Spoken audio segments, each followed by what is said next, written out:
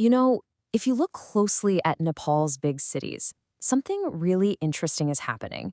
It's not loud, but it's incredibly powerful. A digital revolution is quietly taking shape. So, what are we talking about here? It's the country's IT and BPO sectors.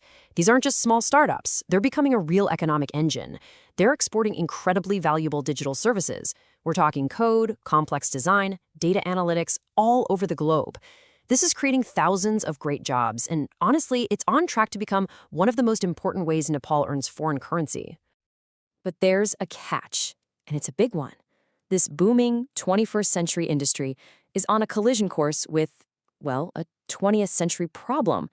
There's this lurking issue in the tax code that could stop all of this amazing progress right in its tracks.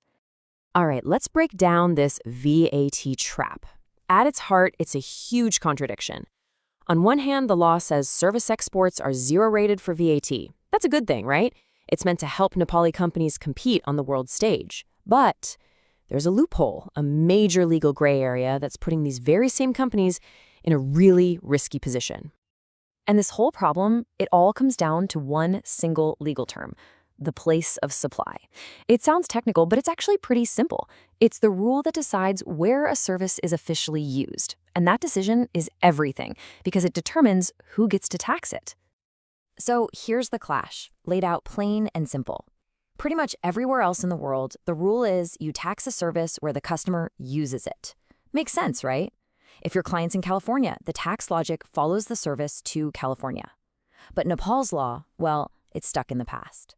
It says the service happens where the work is physically done. So for a programmer sitting in Kathmandu, the law says the service is happening right there in Nepal, even if the client is thousands of miles away. And what's the bottom line of that conflict? Well, it's a big, scary number, 13%. Because of that outdated rule, tax authorities can and do argue that what looks like an export is actually a local service. And if they make that argument stick, suddenly the company owes a 13% VAT on all of its export revenue. That's not just a small tax bill, it's a massive hit that could cripple a business. It really boils down to this. We have an analog law trying to govern a digital world. The VAT Act was written back in 1996. Think about that. It was designed for a world of shipping containers and physical products. It was simply never built to handle an industry that moves at the speed of light, built on services that are completely intangible and cross borders in an instant.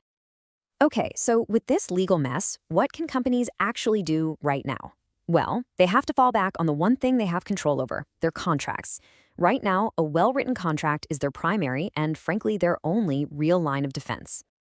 And to make that contract a real shield, it needs to be built on 4 key pillars. First, you have to spell it out. The place of supply is the client's location, period.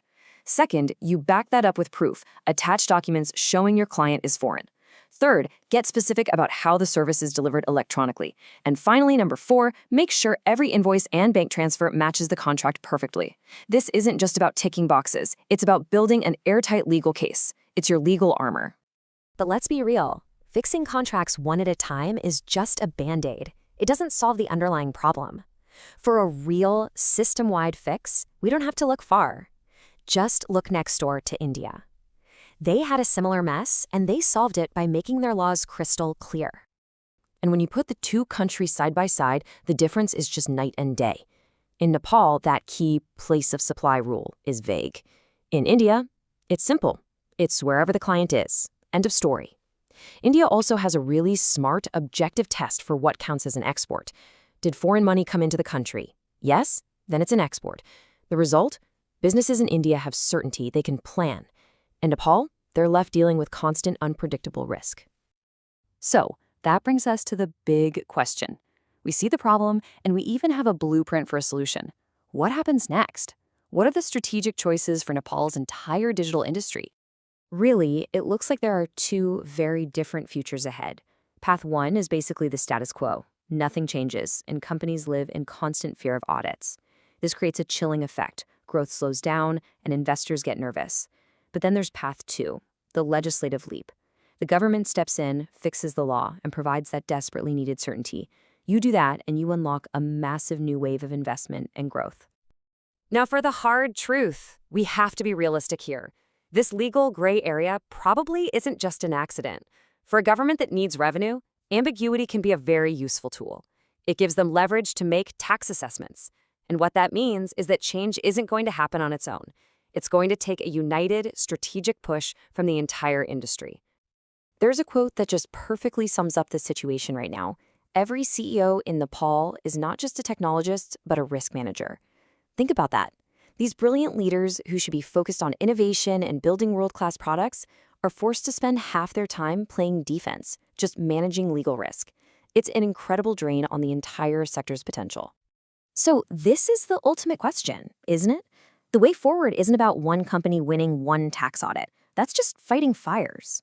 The real challenge is for the industry to come together and push for a permanent legislative fix. Will they keep fighting the symptoms, one audit at a time? Or will they unite to cure the disease itself by fixing the law? Honestly, the future of one of Nepal's most exciting economic engines really hangs on that answer.